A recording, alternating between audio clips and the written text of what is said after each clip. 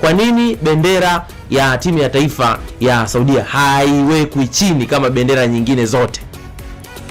Bwana, watu wengi nahisi wasichokijua Saudi Arabia bendera yao pale imeandikwa ndio Uislamu ulipo pale kwenye bendera, yani tafsiri ya kilichoandikwa pale kwenye bendera yao. Bendera ya Saudi Arabia imeandikwa la ilaha illallah Muhammadan Rasulullah. Hapana pasipo kuabudiwa kwa haki isipokuwa Allah na Muhammad ndio mtume. Sasa neno hilo huwezi kuliweka chini kwa sababu Uislamu ulivyo, ile ndio, yani sio nikwambiaje, ile ndio ufunguo. Yani leo hii hata wewe kutoka huko wa upande wetu hauwezi kuwa kama sisi mpaka ulitamkele neno ukiri kwanza kwamba hakuna Mungu anapaswa kuabudiwa isipokuwa Allah na Muhammad sallallahu alaihi wasallam ni mtume wake. Sasa Saudi Arabia kile ndio kilichoandikwa kwenye bendera. Ndio. Hawezi kukubalia uweke chini. Maana ukiweka chini ile sasa ndio maana yake wewe ni miongoni mwa watu ambao Uislamu unaudogodesha, unauweka chini. Kuna wa Saudi Arabia waliwasilisha maombi kwamba tunaomba kwenye mechi zetu bendera yetu isiwekwe chini. Kwa sababu ndio maana unaona hata FIFA walitengeneza balance.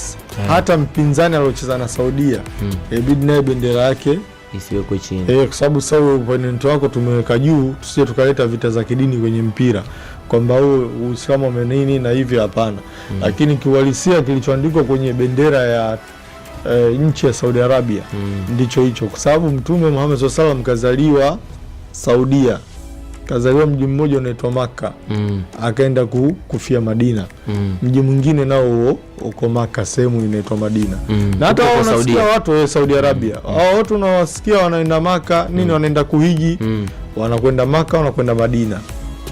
Yani alikozaliwa Mtume sallallahu alaihi wasallam ni Makka, alikofia ni Madina. Ameishi sana Makka, baadaye akakaa ya mwishoni akaenda kuishi Madina. Lakini sasa yote hayo tunayotaja humo ni Saudia. Kwa hivyo uwezi bendera yao kukubalia uilaze chini. Na uzuri hawajapata ugumu. Saudi Arabia unajua na Marekani zinaiva. Yule Crown Prince wa Saudi Arabia Mohammed bin Salman na Trump zinaiva. Na ndio maana hata kuna wakati alikuwa ikulu ya Marekani Mohammed bin Salman. Marekani wanamuelewa sana. Sasa Marekani ni miongoni mwa mataifa ambayo yana ushawishi mkubwa sana duniani. Ndio. Wao akifanya kitu akiende. Ndio maana hata wale refa Msomali walimkatalia asiingie nchini kwao. Na FIFA hawakufanya chochote. Walisema wakasema bwana tu. Kwanza FIFA wamesema wanampa ile dola 100,000 ambayo ndio ilikuwa gharama ya yeye kwenda kuchezesha yale mashindano. Ilikuwa lazima mlipe dola 100,000, FIFA wanampa hiyo hela. Lakini alipata bahati kuna tajiri mmoja Somalia huko naye akajitokeza akatoa dola 100,000, mwingine akatoa dola 50,000 na hapo tayari kashachukua 250, dola 250.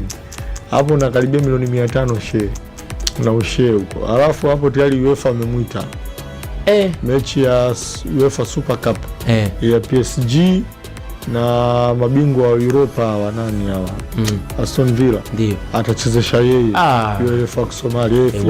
UEFA ashatangaza hiyo. Kwa hiyo mwamba akashakula ulaji. Kweli Mungu bwana anakupitisha huku kabisa huku uende, yani riziki yako Mungu hawezi watu hawezi kuizuia.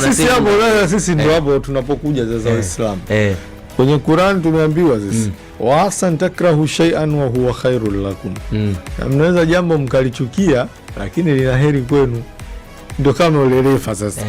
Hajaenda World Cup ambapo atakiwa apewe dola 100,000 akichezesha kombe la dunia. Ndio.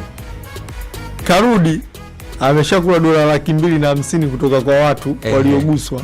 Lakini ana hela nyingine anaenda kuchukua UEFA. Ndio inarudi tena, haya inaendelea mbele. Wasan tuhibbu shay'an wa huwa sharrul lakum. Na mnaweza mkakipenda kitu lakini kina shari kwenu. Ukaipenda kombe la dunia lakini halikuwa yani kilichopo ule fa Msomali bila kombe la dunia ndio kuna heri yake ilikuwa huku. Kwa sababu wakati anaenda World Cup kafika mpaka Miami kuingia ndani ndio wajomba wamemkatalia. Karudi na dola 100,000 kutoka kule kwao. Kuna mtu katoa hajakaa vizuri, kuna mtu katoa dola 50,000. Dola 100,000 ni 50,000. FIFA wakasema sisi tutampa ile dola 100,000 ambayo tulipaswa kumpa akishachezesha mashindano. Ndio. Kwa hiyo kisha kula dola 250,000. Alafu ana UEFA inamsubiri Super Cup PSG na Aston Villa. Anaenda kuchezesha yule Msomali tena. Sasa ndo hapo, lakini kibinadamu hata ungekuwa wewe labda uelevu kubwa ya imani ndo unasema da jamaa nikatalia kwenda kuingia World Cup. Ile jambo litakuwa lina heri na mimi. Nataka uwe na imani ya juu kweli kumwamini Mungu. Bila hivyo ndo inabidi unarudi unakuwa na stress. Ila Msomali kwanza picha inaanza alishuka airport ya Somalia akapokelewa kama shujaa. Makofi mengi, maua mengi. Na hapo alichezesha hata mechi moja. Ndio watu wamempokea vile. Lakini ndio hivyo. Aise. Wadamani ulefa Msomali tena. Jamaa vipi? Bwana, saa 3 kamili asubuhi leo tutakuwa na kibwagizo, lakini kesho kutakuwa na kibwagizo kikali sana, na kuhakikishia hilo kwa sababu kichwa cha Chisano na kiaminia sana. Tutakuwa na kibwagizo kesho kwenye anga la mbali, lakini nikutakie kheri kabisa siku ya hii leo. Kumbuka kesho nayo ni siku, tutakutana tena. Mimi ni Cheo Chisano Junior alikuwepo hapa. Kwa heri.